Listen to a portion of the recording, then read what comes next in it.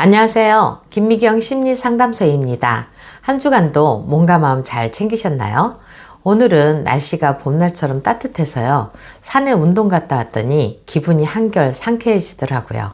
역시 운동은 좋은 감정을 만들어주는데 효과가 참 좋아요. 무기력하시거나 우울하신가요? 가까운 공원이라도 산책해 보시면 한결 기분이 나아지실 거예요. 오늘의 이야기로 들어가 보도록 할게요. 당신이 상대방의 눈치를 자꾸 보면서 조심하는 정도가 살얼음판 위를 걷고 있는 느낌이 드신다면 상대는 나르시시스트일 가능성이 많아요.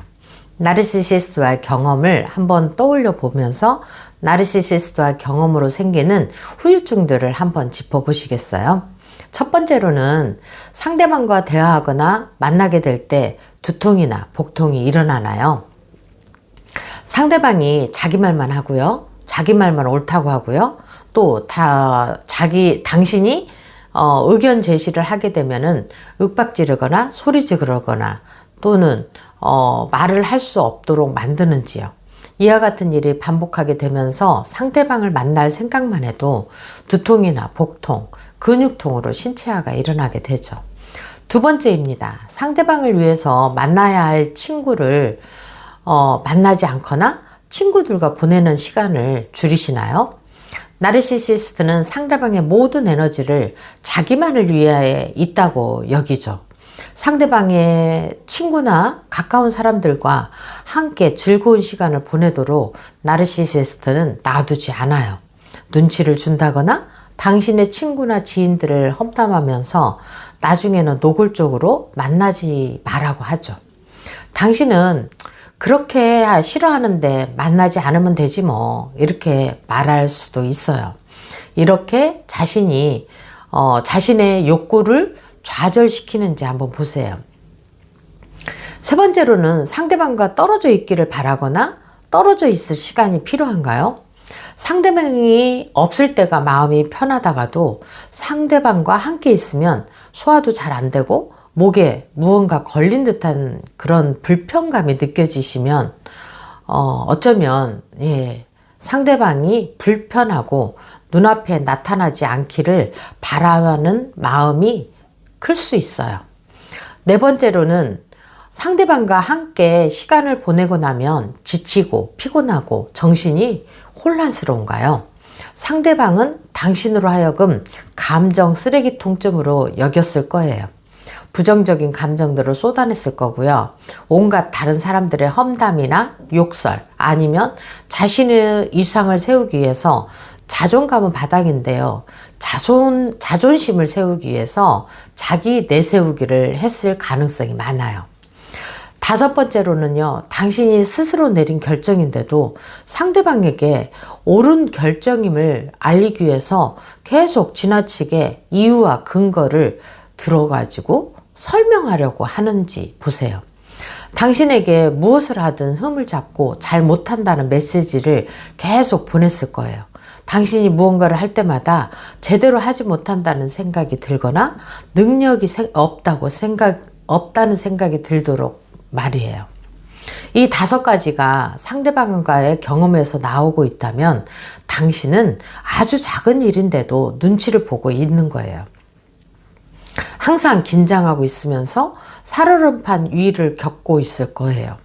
이런 사람과 있는 동안에 당신의 감정과 욕구를 챙길 여력이 없었을 거고요. 당신의 감정이나 욕구를 챙기기보다도 상대방의 욕구를 채워주는데 에너지를 쓰고 있거나 썼을 가능성이 많아요. 그것은 당신이 좋아서 한 게 아니라요. 하지 않으면 안 되도록 상대방이 만들었을 가능성이 많죠. 좋은 쪽으로, 선한 쪽으로 생각하는 당신을 교묘하게 가스라이팅하고 있다는 사실을 눈치채지 못하게 상황을 만들죠. 만일 당신이 지금 짜증이 나거나 화가 나거나 한다면 당신 안에 분노가 자리 잡고 있는지 또한 그 분노가 무엇 때문에 일어났는지 깊이 들여다볼 필요가 있어요. 우리 인간에게는 모두 다 욕구가 있어요. 메슬로의 5단계 욕구를 보면은요, 1단계로는 생리적 욕구가 있고요, 2단계로는 안전에 대한 욕구가 있고요, 3단계로는 소속에 대한 욕구가 있고요. 4단계로는 존중의 욕구가 있어요. 자신과 타인으로부터 인정받고 싶은 욕구 말이에요. 5단계에서는 자기 실현의 욕구가 있죠. 여기에 덧붙여서 죽음의 수용소를 쓴 빅터 프랭클은 자기를 초월하고 싶은 욕구가 있다고 해요. 이렇듯 우리의 욕구는 어느 정도 충족이 되어야 하는데 욕구가 계속적으로 좌절되거나 자기가 존중받지 못하다고 생각된다면 우리는 우리 마음속에서 분노가 올라오고 있어요. 인내심이 많고 너무 많이 상대방을 배려하다 보면 어느새 자신도 모르게 공정하지 않음에 자신 안에 분노가 자리 잡게 되죠. 자신 앞에 있는 문제에만 집중하고 문제 해결에만 골똘히 파묻혀 있게 되면서 자신의 감정을 들여다볼 여유가 없다 보니까 그 분노가 불이 되어서 자신을 태워버릴 수도 있고 남을 태워버릴 수도 있다는 걸 모르죠. 자신의 감정이 분노의 감정이 되기 전에 자신을 태워버리는 불이 되기 전에 자신의 감정을 빨리 알아차려야 해요. 많은 피해자들은 나르시시스트와 함께 하게 되면서요, 상처도 받으며 자기 자신이 점점 없어지는 것을 발견하지 못하고 있어요. 모호하고 교묘하면서도 은밀하게 피해자가 현실을 인식함에 있어서 의심을 품게 하고요. 자신이 통제권을 가지게 하는 것이 나르시시스트의 목표이니까요. 나르시시스트가 얼마나 자기 욕구를 충족하기 위해서 얼마나 죄책감 없이 다른 사람의 정신을 해치고 있는지를 우리는 빨리 알아차려야 해요.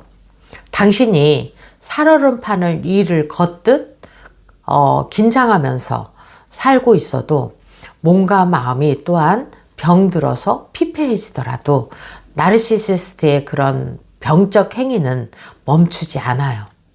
당신의 모든 에너지를 결핍으로 가득 찬 자신의 배를 채우려는 악한 의도를 놓지 않죠. 오직 당신이 당신 인생의 주도권 열쇠를 쥐고 있을 때만 당신은 다시 새 생명으로 태어날 수가 있어요. 그러기 위해서는 첫 번째로 자신을 자책하던 생각에서 벗어나서 나르시시스트의 감정적, 언어적 또는 신체적인 학대임을 인정하셔야 해요. 내 연인이 또는 내 배우자가, 내 부모가 나르시시스트라는 것을 인정한다는 것이 매우 힘든 일인 것을 알아요. 내 가까이 있는 사람은 좋은 사람으로 여기고 살고 싶은 마음이 누구에게나 있죠. 두 번째로는 피해 경험을 글로나 말로 이야기를 해보세요. 글로 있는 그들의 일이나 감정을 적어본다든지 안전한 사람에게 이야기해보는 것은 치유의 시작이죠. 세 번째로는 자기 자신을 있는 그대로 아무 조건 없이 사랑해보세요. 내가 나를 위로해주고 사랑해주는 말은요, 남이 해주는 것보다 더욱 효과적이에요. 나에게 친절하게 대하게 되면은요, 셀프 치유가 일어나게 돼요. 네 번째로는 누군가 무언가를 요청할 때 예라고 말하기 전에 시간을 두고 내 마음이 어떠한지, 내 몸이 어떻게 반응한지를 한번 확인해 보세요. 내가 원하지 않을 때 분명 몸의 어느 부분에서는 긴장하고 있을 거예요. 사람은 충격을 받거나 심한 고통을 겪으면요, 나에게 무슨 일이 일어났는지 이해하기 위해서 많은 시간을 소비하게 되는데요. 이해가 되고 해석이 되었다면 그 고통이 더 이상 자신을 짓누르는 게 아니라 그 고통에서 의미와 가치를 찾아 나서는 거예요. 새로운 인생을 향해서요.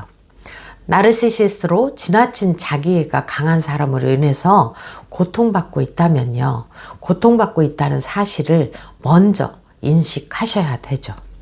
그러면 당신은 새로운 삶을 살아낼 수 있어요. 한 주간도 몸과 마음을 지켜내는데 무엇을 해야 할지 생각해 보시기 바라며 김미경 심리상담소였습니다. 감사합니다.